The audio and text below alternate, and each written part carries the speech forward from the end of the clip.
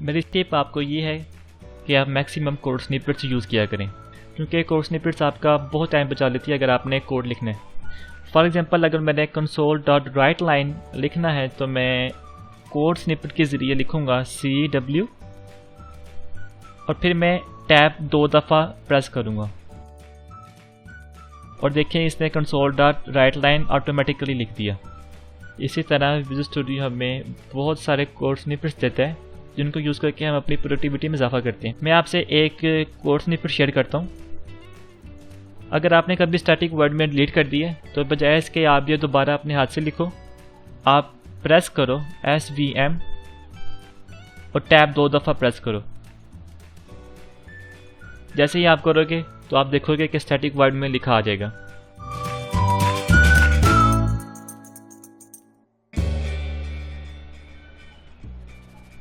अगर कभी आप कोड कर रहे हैं तो आप देख रहे हैं कि मिसिंग रेफरेंस के एरर आ रहे हैं, तो उस केस में आप क्या करो कि जहाँ पे रेड लाइन लिखी आ रही है वहाँ पे कर्सर लेके जाओ और कंट्रोल डॉट प्रेस करो।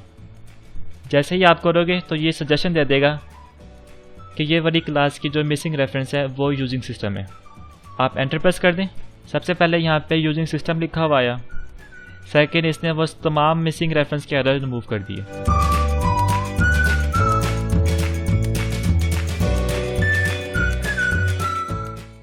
अगर डेवलपमेंट के दौरान इंटेलिजेंस हाइड हो जाए तो उसको दोबारा पॉपअप करने के लिए आपने क्या करना है कि जिस लाइन पे इंटेलिजेंस हाइड हुई है वहाँ पे आप कंट्रोल और स्पेस प्रेस करो। मैं जैसे ही करूँगा इंटेलिजेंस शो हो जाएगी दोबारा। तो अब मैं आपको अगली टिप ये बताता हूँ कि जब आप इंटेलिजेंस के साथ कोड करो तब आप टैब का प्रेस ज़्यादा किया करो, क्योंकि टैब प्रेस करने से कोड ऑटोफिल हो जाता है। देखिएगा मैंने टैब प्रेस किया, उसने ऑटोमेटिकली कंसोल को लिख दिया। इसी तरह मैं लिखूँगा राइट और साथ ही मैं टैब प्रेस करूँगा, इसने ऑटोमेटिकली राइट लाइन लिख दिया।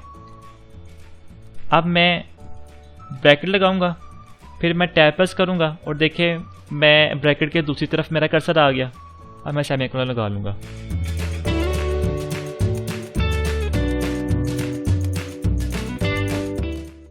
मैंने आपको पहली टिप ये थी कि आपने माउस का यूज़ बहुत कम करना है, जिसका मतलब है कि हम कीबोर्ड ज़्यादा यूज़ करेंगे। फिर जब हम कीबोर्ड यूज़ करते हैं तो बाज़ औक़ात हमें कुछ वेरिएबल्स के बारे में पता करना होता है कि ये वेरिएबल क्या है, इसकी टाइप क्या है। तो जिस तरह मेरे पास ये नेम वेरिएबल है या फिर एड्रेस वेरिएबल है, मैंने देखना है कि इसकी टाइप कौन सी है। तो मुझे उसका मेटा डाटा फाइंड करने के लिए मैंने प्रेस करना है Ctrl+K+I। जैसे ही मैं प्रेस करूँगा वो साथ ही मुझे बता देगा कि ये वेरिएबल है, इसका जो टाइप है वो है स्ट्रिंग। इसी तरह अगर मैं नेम वेरिएबल पे जाऊँ, यहाँ पे आके Ctrl+K+I प्रेस करूँगा तो साथ ही मुझे बता देगा इसका जो मेटा डाटा है कि इसकी टाइप कौन सी है।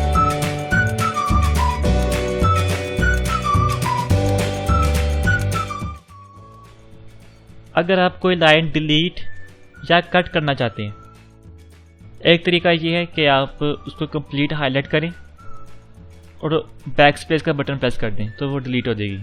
लेकिन ये काम करने में आपको बहुत टाइम लगेगा, आपको माउस पहले स्टार्टिंग से और एंड तक उसको ड्रैग करना पड़ेगा। लेकिन हमारे पास इसका शॉर्ट की है, वो ये क्या, अगर आपने कोई भी लाइन डिलीट करनी है असल में वो डिलीट नहीं होगी बल्कि कट होगी। ओके, मैंने इस लाइन को कट करना है तो मैंने प्रेस करना है Ctrl+L। जैसे ही मैंने प्रेस किया तो वो लाइन कट हो गई है। कट हो गई इसका मतलब कि मैं उसको बाद में पेस्ट कर सकता हूँ जितना मर्जी चाहूँ मैं। तो पेस्ट करने के लिए आपको Ctrl+V प्रेस करो।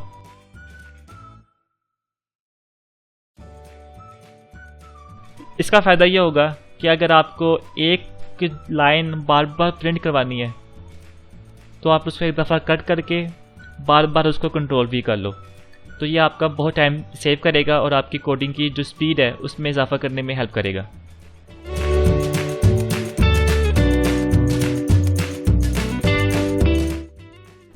बाज़ औक़ात आप कोड करते हुए अपना कर्सर ब्रैकेट के बाहर ले आते हैं या आप ऐसी जगह में ले आते हैं कि वहाँ पे आपने कोड नहीं करना होता बल्कि कोड इसकी ऊपर वाली लाइन में करना होता है। अब आपको कर्सर को ऊपर ले जाने के लिए आपको माउस से क्लिक करना पड़ता है उस लाइन के ऊपर जहाँ पे आपने लेके जाना है।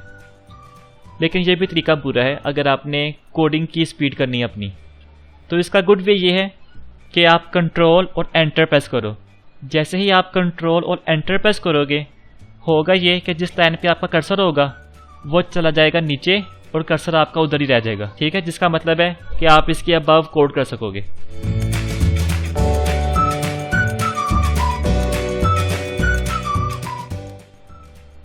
डेवलपमेंट के दौरान बाज़ दफ़ा इस तरह की सिचुएशन आ जाती है कि जब आपको महसूस होता है कि आपने ये जो लाइन लिखी है कोड की, ये आपको किसी और जगह प्लेस करनी चाहिए। तो इसका बेस्ट वे है, जिस कोड के लाइन को आपने ऊपर किधर प्लेस करना है या नीचे प्लेस करना है, आप आल्ट प्रेस करो और आप बटन प्रेस करो। जैसे ही आप प्रेस करोगे तो वो आपके कोड को जहाँ आप चाहोगे वहाँ ले जाएगा, बेशक ऊपर या नीचे, वहाँ के उसको प्लेस कर देगा।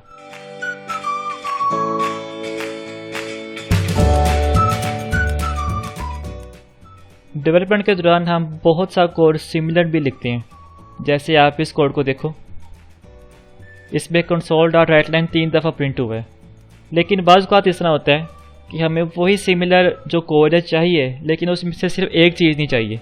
मैं चाहता हूँ कि मैंने इधर console.writeline नहीं लिखना, बल्कि debug.writeline लिखना, बाकी सारा वैसे ही रहेगा। एक तो तरीका ये कि मैं मैनुअली जाके चेंज करूँ, डिबग लिख के मैं कंट्रोल डॉट इसकी रेफरेंस से इंक्लूड कर लूँ। Okay, debug.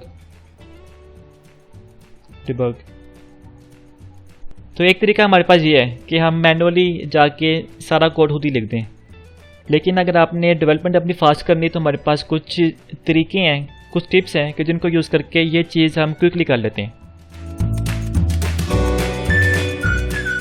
तो वो करने के लिए आपको करना ये है कि आपने जिस लाइन से एडिटिंग स्टार्ट करनी है वहाँ पे स्टार्ट में आप अपना कर्सर ले आओ और आप प्रेस करो शिफ्ट ऑल्ट।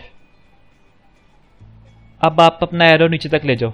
जैसे ही आप एरो नीचे तक लेके जाओगे, आप यहाँ पे ना एक लाइन देखोगे ब्लू कलर की। ठीक है, अब मैं राइट एरो प्रेस करूँगा और उतना प्रेस करूँगा जितना मैंने उसको एडिट करना है। यहाँ तक ला के मैं लिखूँगा डिबग। जैसे ही मैं लिखूँगा आप देखोगे कि वो ऊपर भी चेंज हो रहा है और नीचे भी चेंज हो रहा है। ठीक है, मुझे ये एरर इसलिए दे रहा है क्योंकि वो कह रहा है कि आप बेसिक रेफरेंस जो इसकी है वो इंक्लूड करो।